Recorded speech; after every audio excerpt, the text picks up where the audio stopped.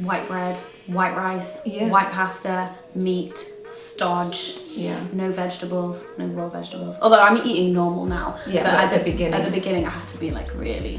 That would be your diet. It's my favorite diet. It's my favorite. I love it.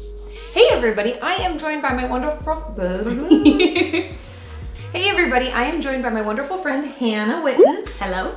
Tell them a little bit about yourself and what you do. She's on YouTube too. Yeah, so I mostly make videos about sex and relationships, education, stuff like that, and just a bit about my life as well. Yeah, she has one of my favorites, and I know you guys, if you go over to her channel, you'll be like, Katie would like that, is drunk advice. Yes. And I stumbled upon her when I was doing a video with Mitchell Davis forever ago, and I was going through his videos, and he did a drunk advice with you. He did. And I was like, who is this person? I love this.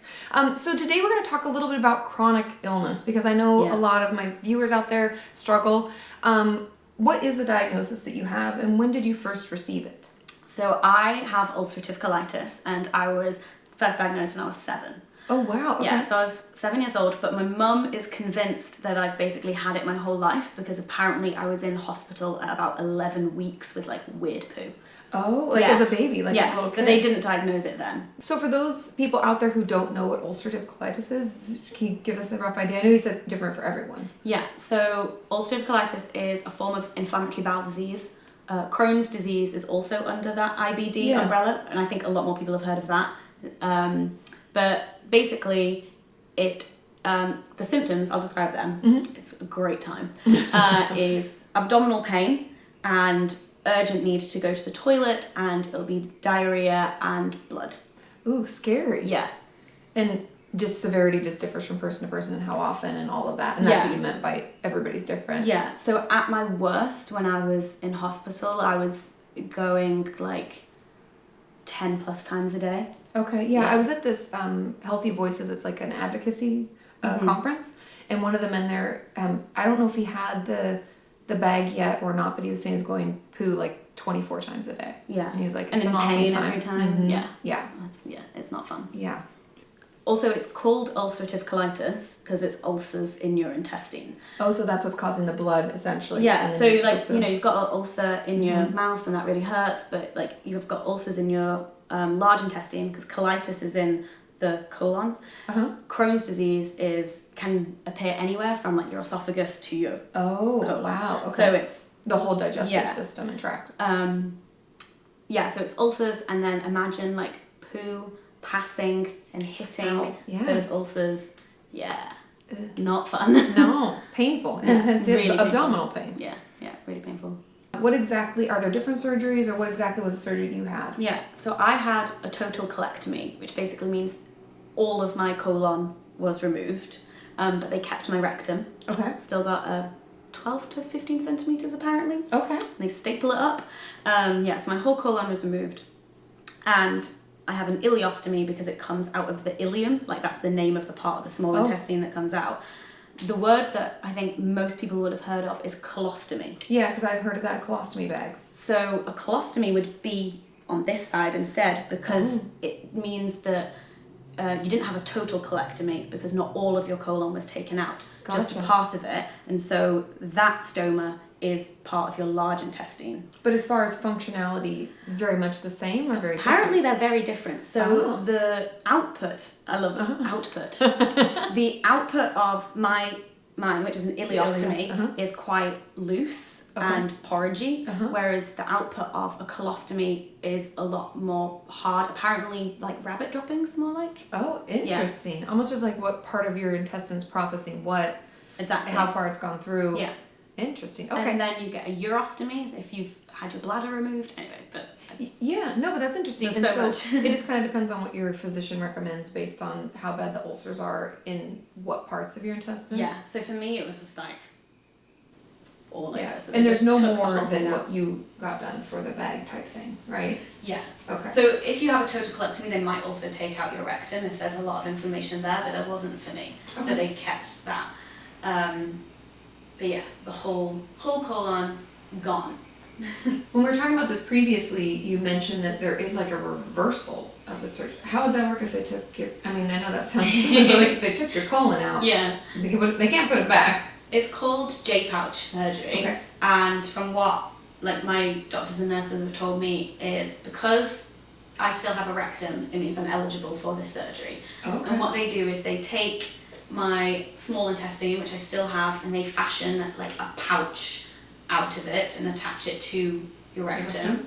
And then that functions as almost as a large intestine again. So everything comes through again. So you don't have the stoma, but it still comes out quite loose. Oh, because you're missing all of the... Yeah, it still comes out quite loose and you still have to go more regularly than a person who has a colon. Gotcha. But there's a lot of stuff with that surgery so one of the things that I'm really happy about in terms of having surgery is basically no colon, no colitis. Yeah, no pain. Yeah. That would be the whole goal. It's like different, stop the flare-up, stop this... Exactly. Yeah. It's different for people with Crohn's, because if Crohn's have this surgery, then obviously they can still get inflammation like anywhere else. But for people with colitis, it's like... You're like, ta-da! It's the closest we've got to a cure right now. If you then reverse it and have J-pouch surgery, there is a risk... Well, one, there's a risk because it's surgery. Yeah. But then also there's a risk of inflammation happening again in the new system that they fashion out for you. And then to take that out, oh yeah. And then you might have to get it reversed again and have another stoma, which... And why do people get it reversed? Just because they don't like having the pouch? It just might not suit them. They might not like be able to manage it like physically or mentally. I think there's probably a lot of reasons why people... And can you get pregnant? Yeah, so I can get pregnant and like...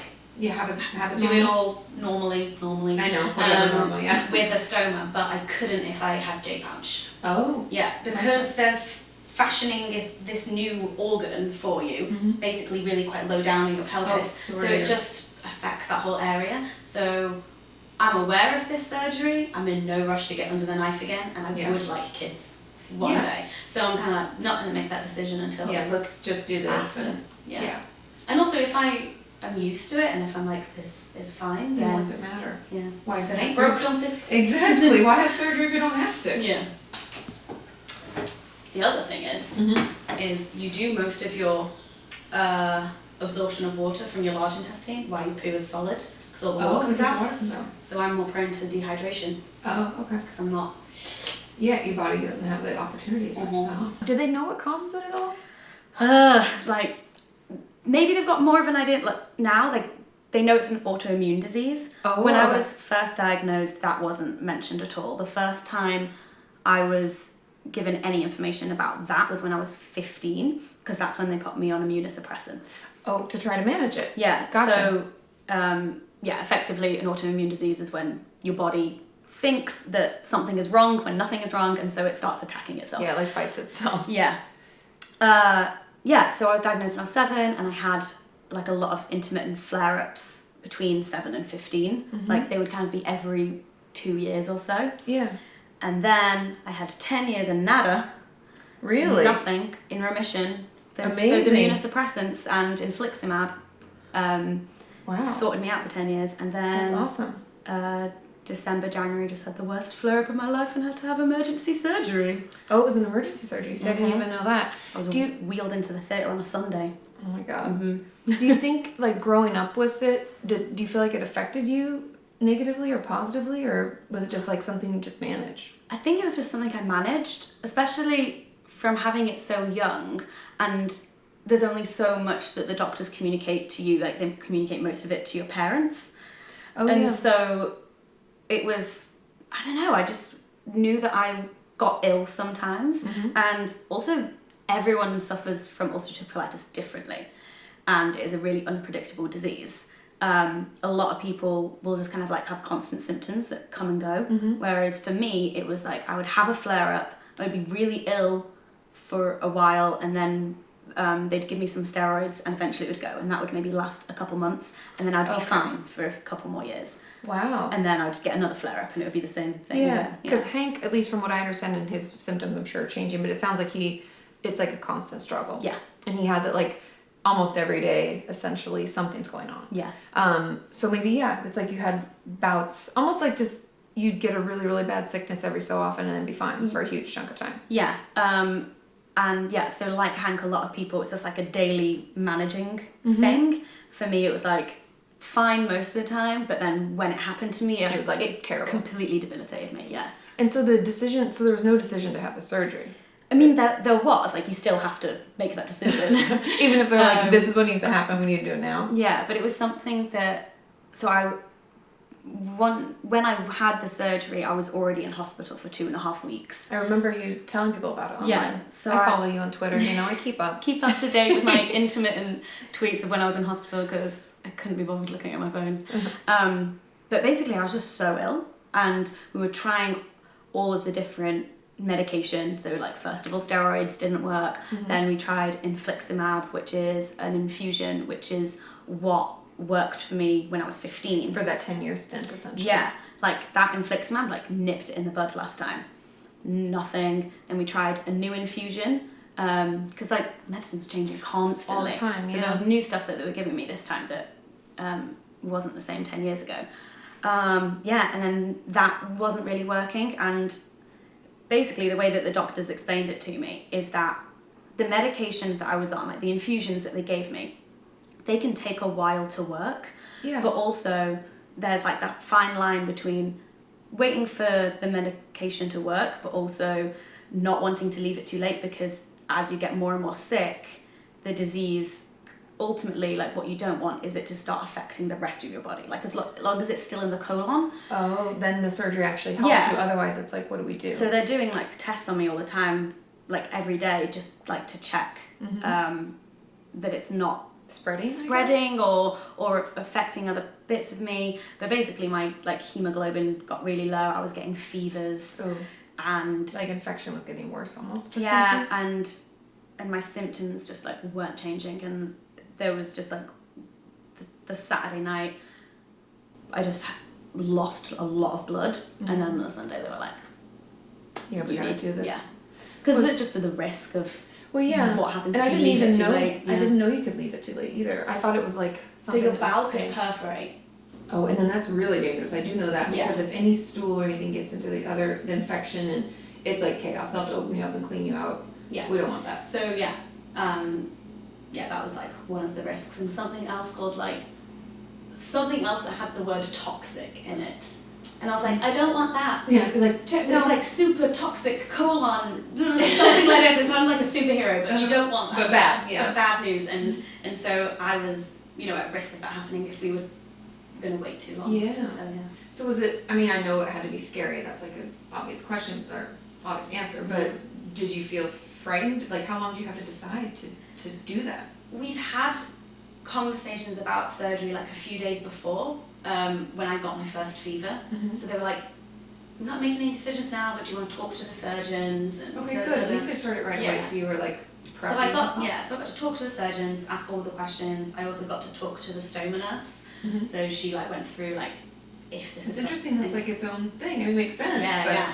And a stoma is amazing. So a stoma is an artificial opening in the body. So mine is an ileostomy, and it's the end of my small intestine poking out my body. So the stoma nurse like came around, and what she did actually, she like showed me how the bag works and everything, and answered questions. And then what she also did was she got a purple Sharpie and drew on my stomach where it would be, so I could kind of like look down and like get a bit used to it. And like, because everything was kind of a blur, I was like so ill, and then I was so drugged up from the anesthetic and everything. And then it wasn't until I was talking to someone afterwards when I remembered that the stoma nurse did that, and I was like, I wonder where the Sharpie mark went. That's weird. I didn't see it wash off. Oh, the stoma's there now. That's I was where like, oh, because I just was like, oh yeah, I never saw like a they didn't smudge. Or anything. And managing the bag now, since like that was it was, even though it's been like your entire life essentially, everything happened probably pretty quickly for you, right? Yeah. It was like 0 to 100. Yeah. And I know a lot of my viewers have talked about like this struggle because it is like poo related. Yeah. Like, how do you communicate with your partner or friends? Like, do you have any trouble? I mean, it was easy for us to talk about it, but I'm just curious. Well, I think for me, one, I'm a pretty confident person, and my job is talking about taboo topics, so I find it quite comfortable, but actually, I think from having it from such a young age and it just always being a part of my life, and when you're that young, you maybe don't understand that poo is taboo. It's like, so because I've grown up with it and like I introduce myself like, hi, I'm Hannah, I've got colitis. So, or, you know, I was never shy about hiding the fact I was taking medication during the day, and if people asked about You're it. like, oh, it's because of my, my colitis. Exactly. And friends were always just like, it's like whatever. Fine about it. And I find now, especially with the bag, people are so curious, but they think they're rude to ask. And I'm like, no, ask me everything. I'll answer all of your questions. Yeah, because my first question, well, actually I have two. Okay. Because you did your first time swimming with it. Yes. How did that go? It was good. Does it like stick straight to your body, or is it like, I mean, it's not going to float out from you, right? Well, it might, because you fart out of it as well, and so that it can blow up. But so I just. So you don't fart out of your butt ever? Nope. Wow. Yeah. Hey. And I can't control it as well. Oh, I guess that's a benefit, but all the time you're like, that's but sometimes only I can hear it. Like I can hear her. Oh. Her name's Mona. Yeah. Oh, Mona. Yeah, I can hear her, and then I'll be like, oh, did you hear that? And the other person's like, no. Yeah. But you can probably feel it / hear it. It's like on you, right? So swimming, so part of the bag is stuck to me and then the other part is like flapping down. Okay. So I just went swimming, but I was wearing like a high-waisted bikini, and or the other time I had a full one on. But I could wear a normal bikini as well and it would be fine. The only thing is that there's like a filter at the top of the bag. There's like charcoal which helps so it doesn't have any smell, and it like filters air or something. That's cool. But then for when you swim, you need to put a little sticker over the filter. Oh, so that it doesn't so water doesn't get in, basically. Okay, gotcha. That makes sense. But yeah, no, swimming was fine. The only thing is that I'm still recovering from surgery because they like fully sliced me open.